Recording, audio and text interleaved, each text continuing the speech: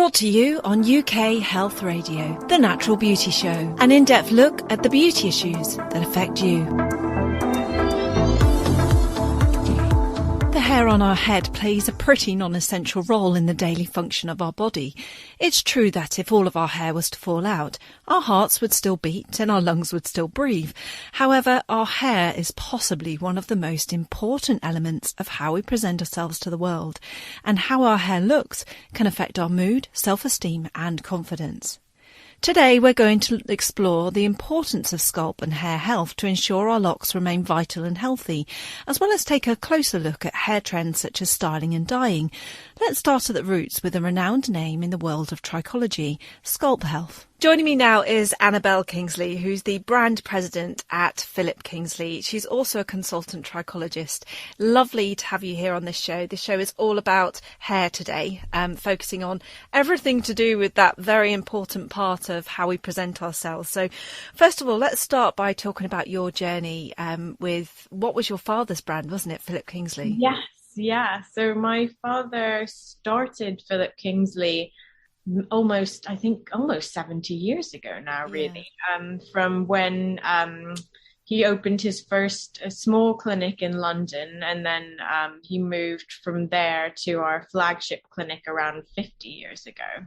So it's been a real journey, but it's amazing what he built from scratch, basically, and from pure passion. Yeah, absolutely. And 70 years ago, brands like the Philip Kingsley brand weren't really around, were they? I mean, he's really before his time in creating the whole hair set that he did. Yes, I mean, he really put trichology, which is the science of the hair and scalp, on the map. No one really used that word before, but also no one looked at hair in the way, or scalp, in the way that he looked at hair and scalp. And he's really pioneered the way for hair and scalp health in the industry. So he was the first to connect general health with hair health, nutrition with hair health. He was the first to make the connection between the health of your scalp and the health of your hair. So from the very beginning, the products that he originally used to formulate on a small stove in his garage were all based around hair and scalp health rather than just the cosmetic appearance of it. And what about your journey then? So you've now taken over as brand president. So you're at the forefront now of the direction of the brand. Have things changed since you've taken over? Are there any new movements with the company? Well, I guess the trajectory, that's a tongue twister too. The trajectory is still the same, in that, my father founded this brand and built it on trust and transparency, and bringing out products and giving educational information that's honest and that really works and that helps people. So that's the same, but things have changed. So online has become it didn't, well, when he first started, online didn't even exist, and then even in the past 5-6 years that's really taken off, and it is a huge part of the brand now, is online offering, and also interacting with our clients and customers online as well. Yeah, I mean, I suppose actually in a way that allows your educational reach to be so much greater than it ever was when your father first founded it. So I mean, that's brilliant. I mean, so tell me a bit more about his findings between the link. You spoke about the link between personal wellness, so inner wellness, and the health of your hair. Yes, I mean, I always say, and my father used to say, above anything else. So obviously the products you use make a huge difference to how your hair looks and feels. But if you aren't looking after yourself and you aren't eating well, your hair just isn't going to be growing to its best ability. Your hair is a window to your general health. It's an incredibly sensitive barometer of general health. It's strongly reliant on diet. Your hair, while it is essential psychologically, most definitely, physically it is not an essential tissue. So, if all of my hair were to fall out this very second, fingers crossed it doesn't, Yeah. I would be devastated, but my body would be completely fine. My heart would continue to beat, my lungs would continue to breathe, which means that whatever you eat is first shuttled to parts of you that keep you upright and breathing, and then your hair is the last to receive nutrients, if any are left over, basically. So even really tiny deficiencies and deficiencies that might not even be impacting your general health can affect your hair growth. Is that something that you hear quite a lot then, if we look in general about major hair concerns? Is it that people are really most affected by the sort of texture of their hair changing? Perhaps they're experiencing some hair loss. Is that a common issue you hear a lot about? Hugely common. Hair loss is incredibly common in both men and women. So I think, the conversation around men's hair loss has been quite open for a while, but it's only recently that the conversation surrounding women hair loss is starting to take off, which I think is really, really important, because up until now it's been a taboo subject. Women have been left feeling alone and isolated. They don't know what to do. So I think it's a very, with online, I think it's a really positive thing that it's giving just men and women the support that they need to get help with their hair loss concerns. Yeah, absolutely. And like you mentioned, the hair is not actually a necessity for the basic function of the body, and yet it's so important to all of us, isn't it? It can massively affect our self-esteem and how we feel about ourselves when we're putting ourselves out into the world. So actually it's of great importance, not to survive, but to just be a part of society. Yes. Yeah. So what would be your advice then on keeping your hair at its best? What can people do to ensure that they look after their hair in the best way? Well, I think the first thing without purchasing any products at all, is to eat a really healthy, balanced diet. So eat breakfast, lunch, and dinner. Don't skip meals. Have snacks in between. Make sure that you're eating enough protein. Protein is what your hair is made of. So amino acids, which are proteins, are the building blocks of your hair. Eat enough complex carbohydrates. They provide your hair with energy it needs to grow. Your hair cells are the second fastest growing cells your body produces. So hair is very needy, but it's essentially not needed. So it's really, really important to give your body that easily accessible energy with complex carbohydrates. Yeah. Look at your iron levels. Iron deficiency is really common in women who menstruate. Check your vitamin D levels. Vitamin D deficiency is really common in both sexes. And also just look after your general health. Keep your stress levels as low as possible. Get yearly medical checks to check, your thyroid levels, because that commonly can also contribute to hair loss. So just by looking after yourself, you can help ensure in part that your hair is growing at its best rate. And then on top of that, then, choose products suitable for your hair texture or any scalp concerns you're having. And if you are actually having an issue with hair loss, whether that's that you're losing too many hairs on a daily basis, or whether you're noticing a gradual reduction in density, you should then go see a specialist who can help kind of decipher what is causing that and put you on a bespoke treatment plan. Yeah, sure. And can certain products contribute towards that? Are there any certain products or ingredients that you would encourage people to avoid if they're experiencing either scalp issues or hair loss? Not really, unless you have a sensitivity or an allergy to a certain ingredient. I don't know of any that are going to exacerbate hair loss. I can say that there are certain products that won't help with hair loss, so potentially to steer clear of them. So if you have excessive daily hair shedding, which is called telogen effluvium, or a gradual reduction in hair density, which is called androgenic alopecia, hair loss shampoos, they're not going to help. They're just not left on the scalp for long enough to have an impact. The formulas, because it's a shampoo, are diluted with other ingredients like surfactants, like water. You're then applying that on top of a dilute environment, i.e. a wet hair scalp. So a hair loss shampoo isn't going to do any harm, but it also isn't going to fix the root cause of your hair loss. So, you know, you can use them for getting really good body and volume, and the psychological boost that can give shouldn't be underestimated, but don't turn to them to treat a hair loss issue. So really just avoid that plaster effect that we all tend to sort of turn to, isn't it? It's looking at the root cause rather than trying to just fix an issue immediately there and then. Yeah. So tell me a bit more about your role as well as a trichologist. So you started by mentioning, you know, what a trichologist is. Let's go into a bit more detail, because it is a term I imagine that not a lot of people are actually that familiar with. So could you tell us some more about it?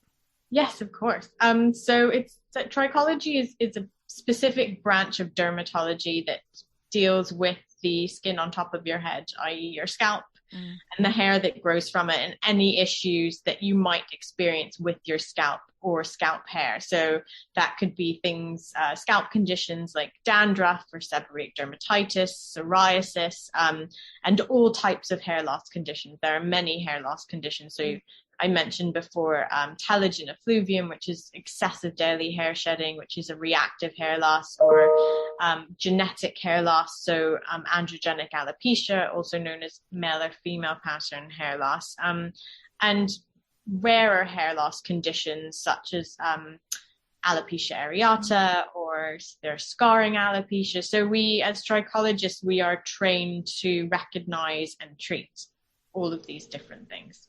Tell me a bit more about some of the products that you offer under the Philip Kingsley brand. I'm sure I think most people are familiar with the brand, but maybe are not aware of some of the sort of unique hero products that you have. Well, I guess there's a division between two types of products we have. We have our retail products, so those products that are available, you know, from our website and on our e-tailers as well. And those are shampoos, conditioners, styling products, which are all amazing. And then we have our clinical products, so our handmade clinic products that you have access to once you've had a consultation at the clinic. And these are more specific to address hair loss and scalp concerns. Yeah, absolutely. And you mentioned then that you're available both on your website and via retailers. Could you just give us the website address and some of the other sites that people can find? So philipkingsley.co.uk if you're in the UK, or if you're in the US, it's .com. We're available on, you know, Marks and Spencer's, John Lewis, Selfridges, Harrods, Feel Unique, Look Fantastic. So we have a lot of external partners that we work with, and where the products are available. Brilliant. And can you see any sort of challenges for the brand in 2022? Obviously, 2021 has been a very hit and miss year for most industries. We all felt like we were going to get going, and then it just feels like we've had lots of stop-starts. But what do you see for 2022, good and bad? What's on the cards, do you think? I mean, for us as a company, we're always striving to innovate. The pandemic has been devastating for everyone, you know, just from a psychological perspective. It's been a very tough time for everyone. As a company, you know, it's also presented its challenges, but at the same time, it's been a real learning experience for us as well. So, you know, we weren't necessarily a digital first company 2 years ago, but we certainly are now. Sure. So it really pushed us out of our comfort zone, but also we are in our comfort zone now, because as actually you mentioned earlier, the brand, because we are such an educational brand, it lends so well to online, because it's such a great way to kind of to share our knowledge and to help people, basically. Yeah, sure. And on your website, is there this education piece? Can people just, if they just really wanted to go and learn about some of the scalp issues, perhaps they've related to some of the stuff you've been talking about, are there educational bits of information on your site? Yes, we have something called the Hair Guide. So that has information on pretty much any type of hair loss or scalp condition. that you might want to look into. We have a whole section on nutrition, general health. So our clients and customers find that really helpful to read through. And we also have a product selector. So if you're unsure of which products you want to try, this selector will help you through that process. And although I will say, if I were going to suggest someone tries one of our products, it would be our elasticizer pre-shampoo conditioning treatment, which there's an amazing story behind this product. There are a lot of very cool stories behind the brand, but this one in particular, elasticizer was originally formulated for Audrey Hepburn. She went to see my father for a consultation in the 1970s. She had wonderful hair, but because of the amount of styling and torture with heat that was being done to it on film sets, it was becoming really limp, and it was getting brittle as well and very dry. So Audrey Hepburn said to my dad, "Do you have a product that will strengthen and moisturize my hair, but that won't weigh it down?" And he said, "No, but give me a couple of weeks." And he went into his laboratory and he formulated the world's first pre-shampoo conditioning treatment. Amazing. Which is now known as elasticizer, and it works on all hair textures. It adds lovely bounce and shine. It increases the hair's elasticity, so that's the ability of the hair to stretch before it breaks. Fantastic. Yeah, I mean, I expect we could all do with a bit of that. I mean, the trouble is these days, applying heat products to our hair is it's a normal everyday thing, isn't it? And unfortunately, that is one of the greatest damage you can cause to your hair. And I mean, I was speaking to a guest earlier who was mentioning, trends coming up for next year, and apparently it's hair straightening again. It's polka dot straight hair again. So we're all going to be getting our hair straighteners out. So something like the elasticizer would actually be a very good heat protective product as well. Absolutely. But if you can, don't use straighteners, because they get hotter than the temperature sugar caramelizes at. So, and your hair can burn. It just it doesn't have nerve endings.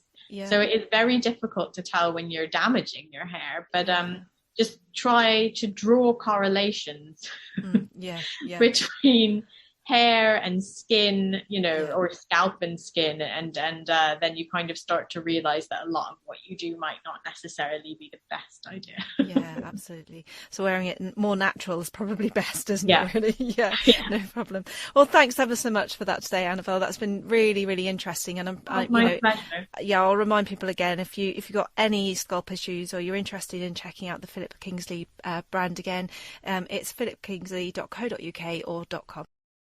UK Health Radio, the station that makes you feel good.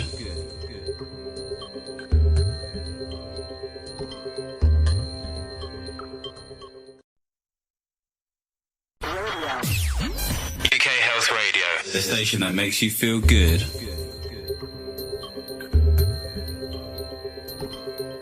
Hair trends affect our choices on styling and dyeing our hair. Grey hair has been on an upward trend, perhaps encouraged by the recent lockdowns, when we all took a bit more of a laid-back approach to beauty routines like reducing visible greys. But home hair dyeing has always held an appeal to those wanting to take control of their appearance on a tighter budget than the salon options. The issues with traditional hair dyes are the chemicals that are used to ensure the dye performs. But finally, there is a more natural option. Let's find out more. So joining me now is Adam Stubley, who's the MD of Nature Tint. And Nature Tint is the UK's leading natural hair dye. Welcome to the show. Lovely to have you with us, Adam. I'd love to start by you explaining that statement, really, the UK's leading natural hair dye. What is natural to Nature Tint? There are a lot of us, especially women, and a growing number of men that use home hair dye. If they're looking for something more natural, what does that mean for you and your products? Yeah, morning, Natalie. Thank you for having me on today. Really kind of happy to be here talking about Nature Tint. It's a really important question, actually. And I think within the permanent hair colorant category, what's really important for people to understand is, it's impossible to create a product that permanently dyes hair, covering all greys without the use of any chemical. But our goal at Nature Tint is to replace as many of those synthetic ingredients with plant-based alternatives. So the plant-based alternatives work alongside the essential but very, very small number of chemical ingredients such as hydrogen peroxide that's required to essentially deliver the best results.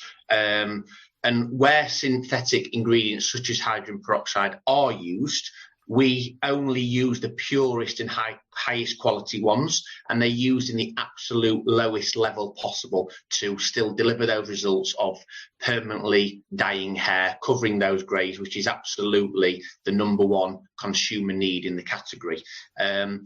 Aside from our permanent hair colorants, we also have other products within the range. So our aftercare line, shampoo, conditioner, hair conditioning masks, they are all products that are 99% naturally derived or of natural origin. So in the aftercare category, it's much easier to, produce much more natural products with really substantiated claims. Yeah, absolutely.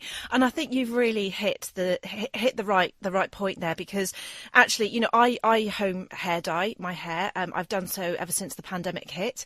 And, you're quite right. Actually, it's very rare these days that people in sort of my age group, I suppose, the sort of 35 plus age group, would use hair dye just to change the colour of the hair. It is more about covering those greys, isn't it? And feeling better about yourself and how you present yourself to the world. And I suppose slowing down the visible effects of ageing on our person, on our body. So actually, I think most consumers would be more concerned with, does it actually work? Because if it hasn't got that element in it and it doesn't work, that's a huge disappointment. And what you'll end up doing is going and using a product that actually has a complete load of horrible, nasty ingredients in it. But what you've managed to do is only use the essential ones. So that's quite important, isn't it? Yeah, really, really important for us. And that's absolutely what we're here to do in terms of our mission. Yeah, absolutely. And did you notice, obviously, I've mentioned myself, I turned to home hair dyes over the pandemic and especially the lockdowns. Have you noticed an increase in customers since the pandemic first emerged? Yeah, I think, pre-COVID, there was already a big movement and kind of macro trends in terms of, health was the new wealth, as one of the the big sayings that was around the industry. Most categories within or the natural and organic sectors of categories like skincare and hair care were already in that double-digit growth anyway. So the movement had definitely started. I think the pandemic has absolutely made people think even more about their health. Not just what they put in their body, but also what they put on their body as well. Consumers have had much more time to research, read, browse, and just become more knowledgeable. And a lot of brands, thankfully, are really starting to help customers understand what certain buzzwords and demystifying certain terms like clean, like natural, like organic, what that means to them. But yeah, the consumer behaviour, because of the pandemic, is constantly changing for us. It's so hard to compare back to last year because, of course, when the salons shut, home hair dye got a huge boost because all those people who were using salons went into the home hair dye market. We've retained quite a lot of those customers, but also because of the winter lockdown, things have changed where people have actually started embracing more of their greys, more of their natural type of, their natural hair, their natural health and beauty, if you like. Because for 3 months, nobody saw anyone. Yeah. So you could get away with it. Yeah, I know. Yeah. So the kind of social contact was quite null and void. So it changes people's behaviours. And actually, if you used to dye your hair every 8 weeks, then maybe, you move to every 12 weeks because actually you're okay and you're embracing more of your natural self. So, yeah, we've seen a huge shift in consumer behaviour over the last 18 months. But it's one of the big challenges is actually where that end behaviour will end up, because it's very, very aligned to what's happening with the lockdown and where the pandemic is in its stage. And when we're talking about, consumer attitudes and consumer behaviour, consumer desire for knowledge, that really is changing, isn't it? And we've just witnessed COP26 in the UK, and obviously that was affecting globally attitudes. And, it's made the beauty industry as a whole, hasn't it, have to really sit up and think about what is the future of how we produce and manufacture and distribute our products. What do you think the hair care industry specifically can do to behave in a more sustainable way? Yeah, I mean, for us, hair care is obviously part of the bigger beauty industry. And you're right, you're absolutely right. At COP26 and at the summit, the beauty industry and the British Beauty Council actually introduced a new guide for consumers called the Planet Positive Beauty Guide, which I'm sure you're well aware of and have read, which is really a guide to help consumers make greener choices in beauty. So that's absolutely a really, really important first step that the industry's taken. Because for the industry to become more sustainable, consumers need help on what to look for, definitions, what certain things mean, demystifying those buzzwords. And that guide has done that in a really, really fantastic way. So that will help customers have more knowledge. It will help them make better choices, and it will help, I guess, them understand which brands are actually really, really good for the planet and are doing a really, really good job. And those are actually what we say in the industry is greenwashing, which a lot of that does go on. So it's for now that information's out there. It's for the industry to share it, and it's for everyone to what we would say knowledge is power. Give consumers that information, give them that knowledge, help them understand in a really layman's way why your product is natural or organic and what that means, and how you're on your sustainability journey, and how you're looking at it not just from a product but also how it's manufactured, how it's delivered, how it ends into the end consumer's hands. And it's an exciting time, really, isn't it, for any brand within this industry? Because, rather than it being, for some, maybe it's a complete about turn, but for brands like yours, you're already sitting well within that mandate anyway. You're trying to do good, you're trying to create better products, you're trying to create safer, more natural products. So actually for you, it's just about making sure your signposting is really clear, isn't it? Yeah, it is. And it's about, I guess, being able to tell that story. That's what really important for brands now. And what we see is, in a world where there's so much noise and so much information overload across all the different mediums, it's around how can you and this is one of the biggest opportunities for brands and for us as well, how can you tell the story of your brand in an authentic and transparent way that's really easy to understand for consumers, but actually emotionally connects them to you because, you're carrying the same values in terms of what they want and what you deliver. Yeah, absolutely. And I think you've just touched on something really important there, and that is, I think the consumers will really start to buy with their heart rather than just their mind. It's more about, actually, if there's two products in front of you and one is actually doing a lot more to help our planet, you're going to go with that one, aren't you? Just because it's that feel-good factor. It's the idea that you're contributing to the greater good. Absolutely. Yeah, brilliant. And can you talk to me about the USDA BioPreferred program? I've seen this logo on some packaging. But really, I don't fully understand what it is, and I'm pretty sure some of our listeners need some clarity on it as well. So what is that, and why should consumers be looking for that when they're buying? Yeah, of course. So just taking a step back, Nature Tint, we have, as a brand, we have 3 commitments, 3 pledges, and that's always delivering products that are better for you, better for your hair, and better for your better for all of our planet. That's our 3 pledges, that's our 3 commitments, and across all of those, there's different parts within it. One of the planet ones is our USDA bio-based certification.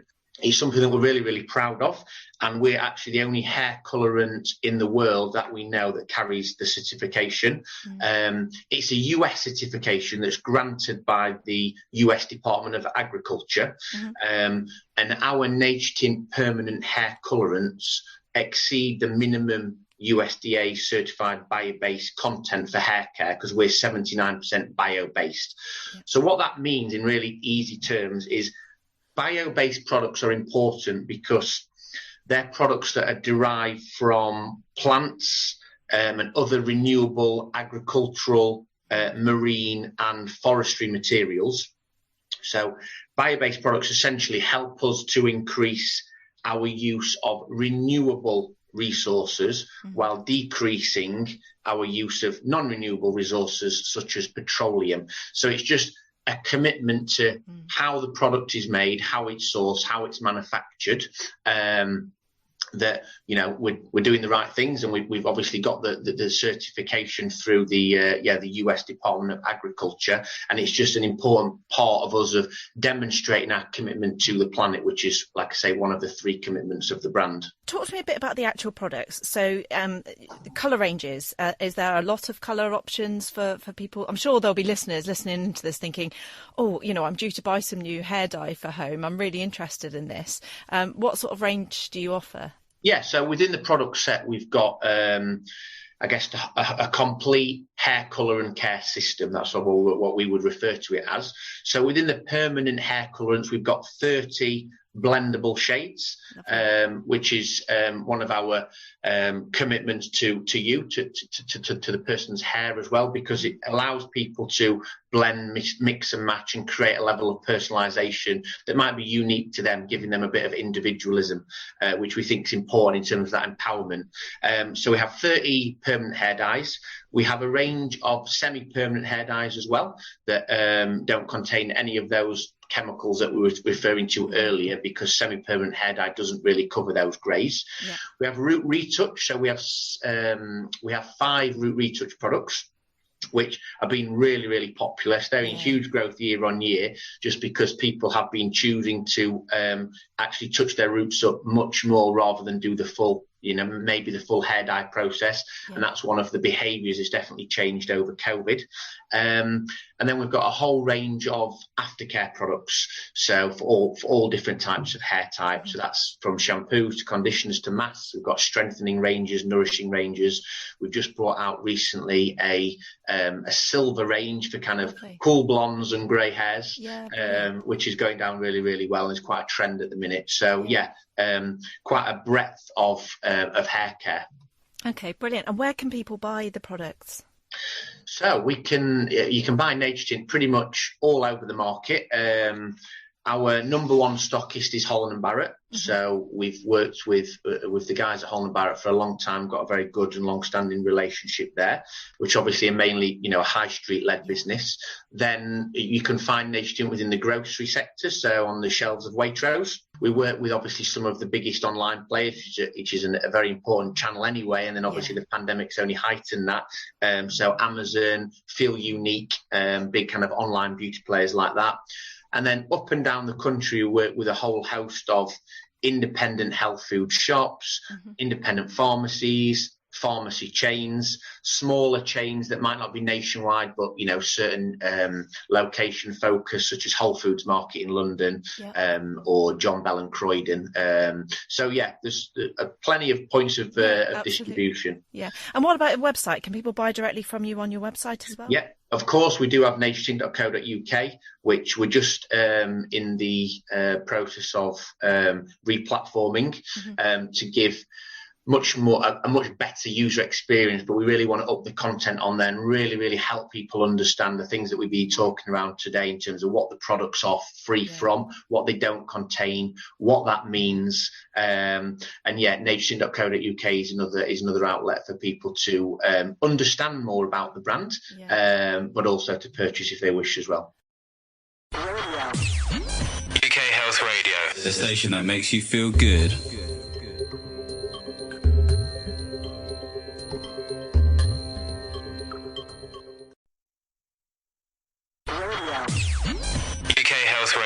The station that makes you feel good.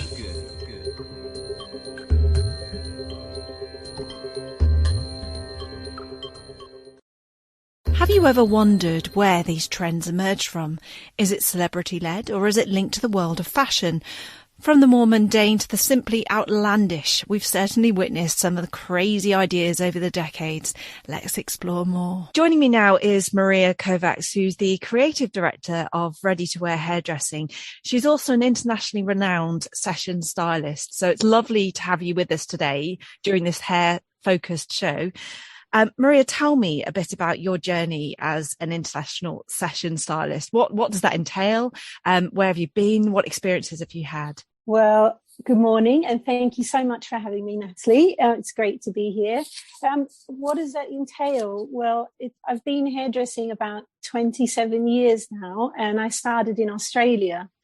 And when I started hairdressing, I joined Tony and Guy, which is, as you know, a global hairdressing company. So for me, that was brilliant because it opened up so many doors, and I was privy to, I guess, information coming from the other side of the world that other hairdressers my age from that part of the world hadn't seen yet. So that's what kind of opened my eyes to the magic of hair. And I was really lucky at the time because I started assisting very talented session workers that came over from London to help start building a brand over there. And they were kind of there on a sabbatical, but they were doing shoots and fashion week, and they were seasoned professionals already. So that's when I was bitten by the bug, I think.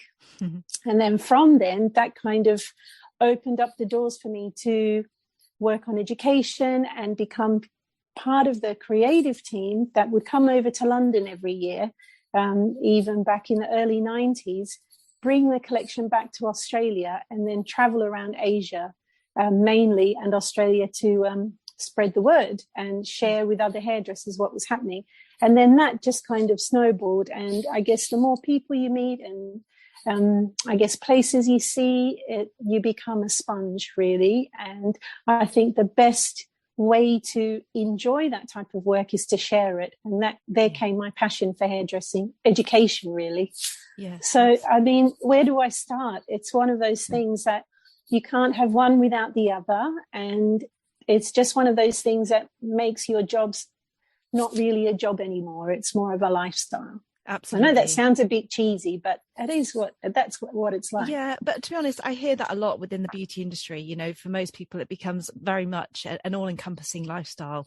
But talk to me about these trends then. So, I mean, you know, women, I think, more so than men, perhaps, are very in tune with the different hair trends that happen. Do you find it's a bit of a sort of annual cycle of different trends that evolve?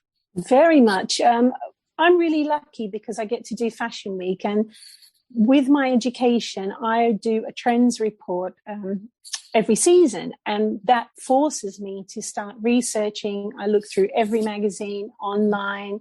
I watch movies. I work on fashion editorials, anything that can give me information. I then start to compile what I think is happening and what's reoccurring around the world. And it's a lot easier to do that now with, you know, the way that we have access to any sort of information. So the minute someone walks out on the runway with something on, you know, millions of people around the world see it. So when I used to work for TG, I used to be session director there, and that was part of my job to create and figure out what the trends were. And I shouldn't say create, I'm just reporting what I'm seeing. So I think it's really important for hairdressers to be mindful of what's happening around the world because our clients really want to know.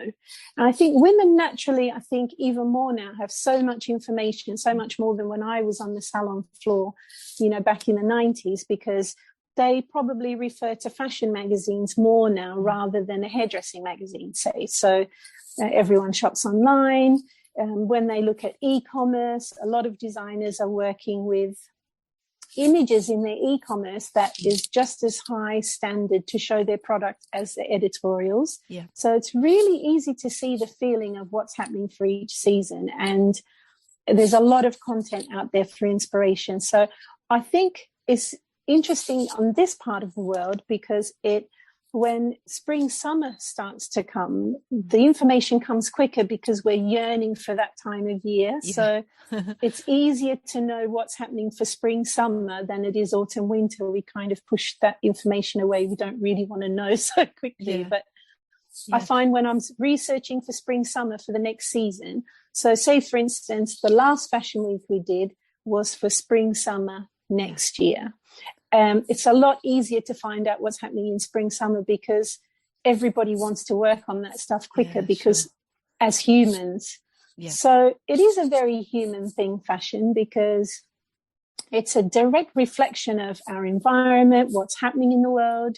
You know, we don't want to really talk about COVID, but everything that we experience on the planet comes out through what we're wearing, how we're living, and each one affects the other. So yeah, sure. it's a really interesting thing. So trends do happen, and it's sometimes it can be something really simple, like someone famous. There's influencers that people follow and YouTubers that people follow, or a movie that's come out and that an actress has cut a fringe in, and then it creates a frenzy. It could be something really, really simple that people just latch onto. So it's hard to always know exactly if there's going to be some huge thing that happens, but it is cyclical. It's a season thing, and some things never go away. Romantic hair never goes away, really. Bohemian hair never really goes away. Things that are easy for people to wear never really go away.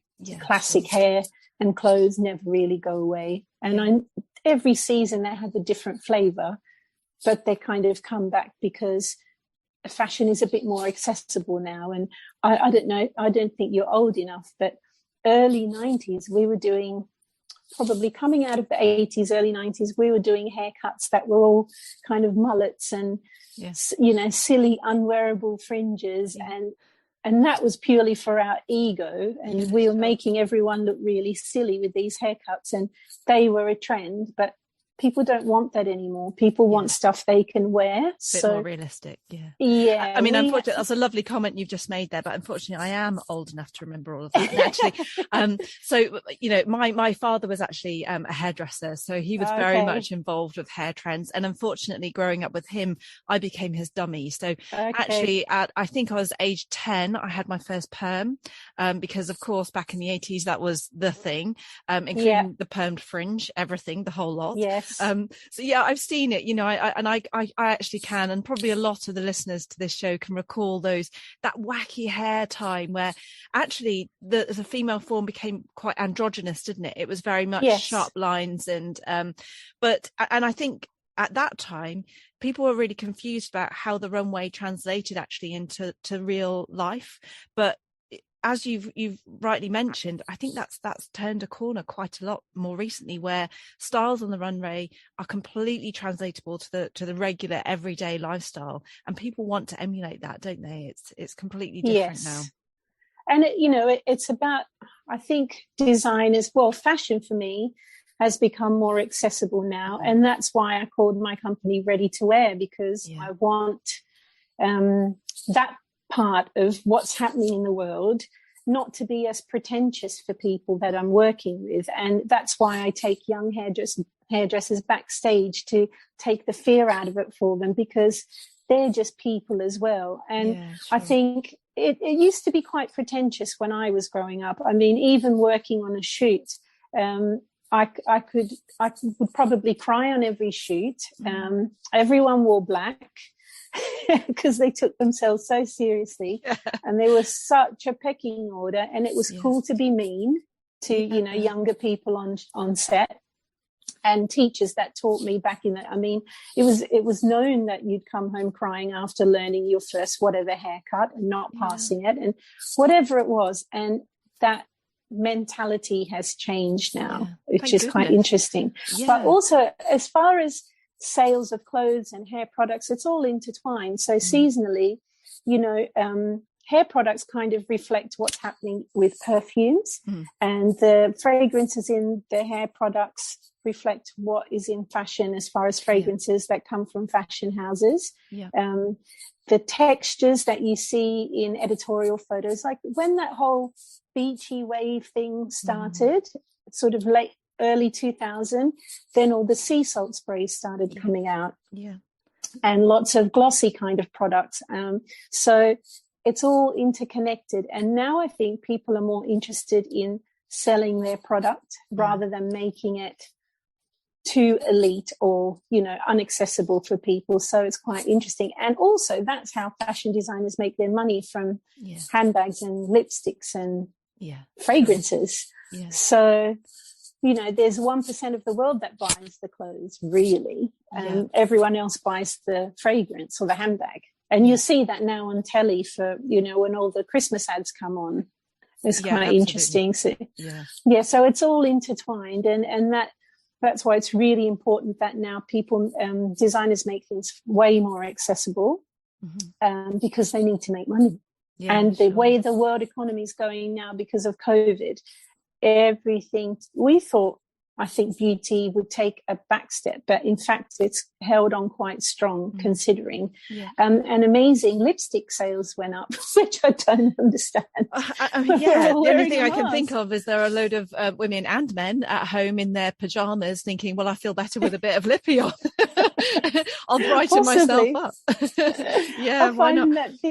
The irony is incredible. I just find it really interesting. And I think humans are funny. We are. We're strange beings, aren't we? Let's talk more then about, you're an expert with hair. So, a lot of listeners to this show perhaps have health issues, or they're really keen to really embrace their own well-being and do the very best for their bodies.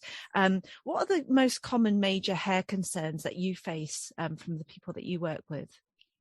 I think overuse of straightening irons and tongs and any sort of instruments. They look almost surgical nowadays. I mean, the technology is amazing, and the products you buy to create movement in your hair is fantastic. But I think we go overboard sometimes. And maybe not have enough self-care in between. And I think a massive mistake that people do is maybe not put product in their hair before they add heat to their hair.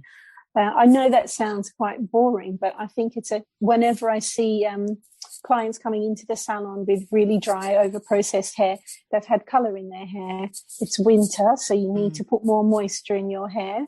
And then they've tongued, they want that Instagram, move that perfect movement. So they retong their hair every day without putting a treatment in it once in a while, or adding moisture in their hair. So the really basic things. I think it's just overdoing it. I think it's nice to give your hair a break.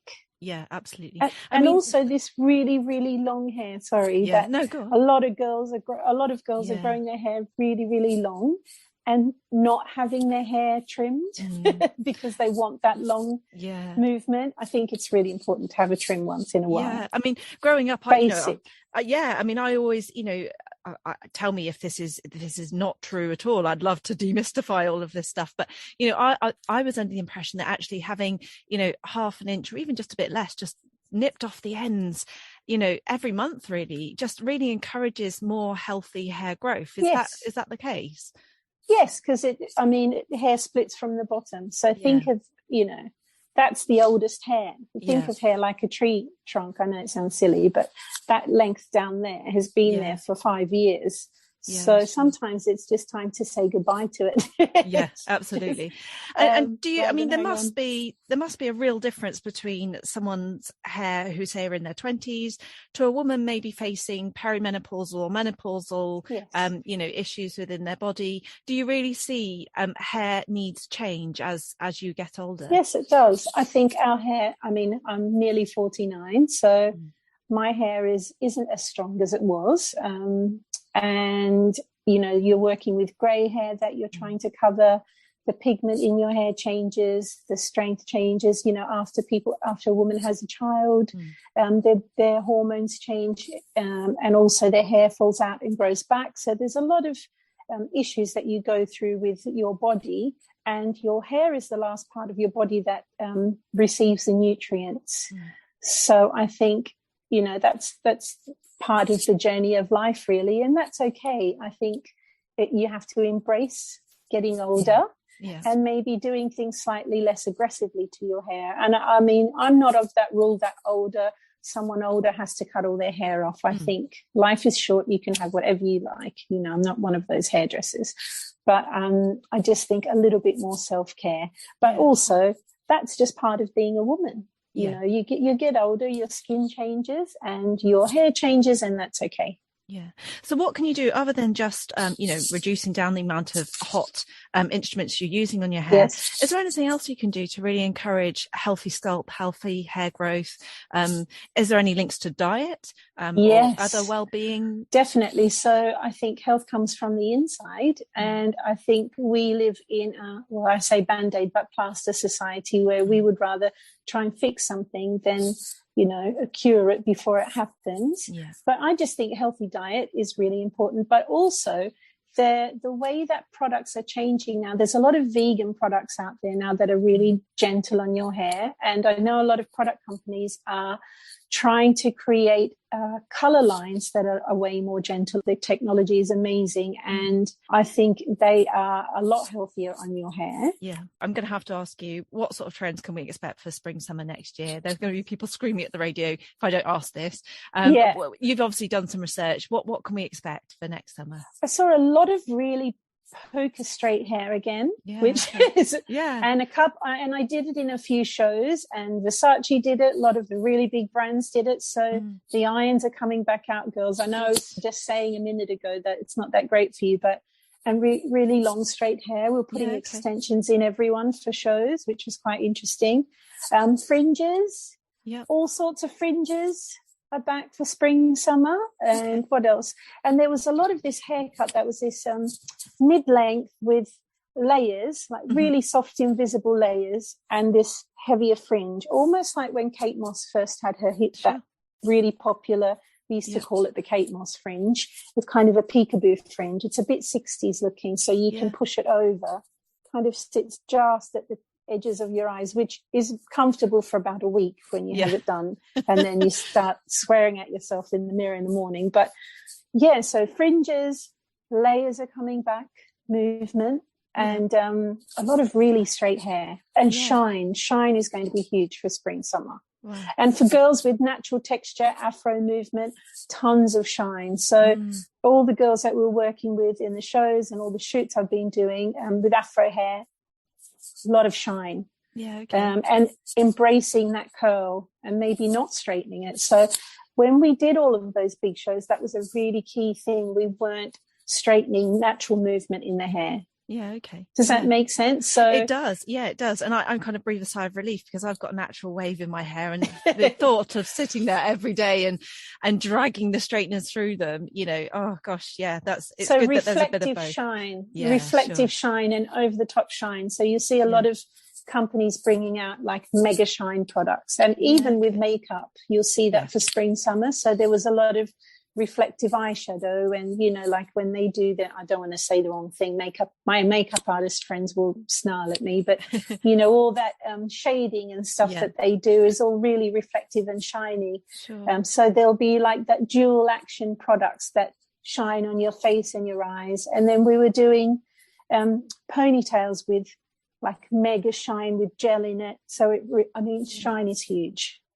Amazing. Well, it sounds fun. It sounds like it's going to be a fun season. Definitely. And actually, now that we're all, touch wood, still allowed to get back out into the world, we'll see what happens over the winter. But by the summer, hopefully things will be a bit more relaxed again. Women love that, don't we? I mean, that's one of the things during lockdown that I really missed, was that actual need to do myself up and to present, because when it's only your family seeing you every day, and your pets who don't give a damn what you're wearing or what you look like, they just want to eat. It's like, I found it's been lovely to actually give myself a bit more of that me time in the mornings, and have a bit of fun with how I want to present myself. So that sounds like it's going to be a really fun season for us to re-embrace looking after ourselves again. So that's good. And on the extreme side, there were a lot of shows doing sort of big bouffant hair as well again. So a lot of retro looking hair coming back, which is really fun. So not for every day, of course, but for a party, back combing height in your hair, and having like a little 60s headband. There's a lot of the hair accessory thing is coming back a bit. It was huge a couple of seasons ago, and then it crept away, but now it's going to be back. Lots of headbands, lots of ribbons in the hair, which is really cute. And I love that, because that can really be translated for women and girls. Like if you go to Topshop and H&M, it will be flooded, and Zara. So you'll be able to buy every ribbon, every color. And I think that's really fun. And people love experimenting with that, because you can't really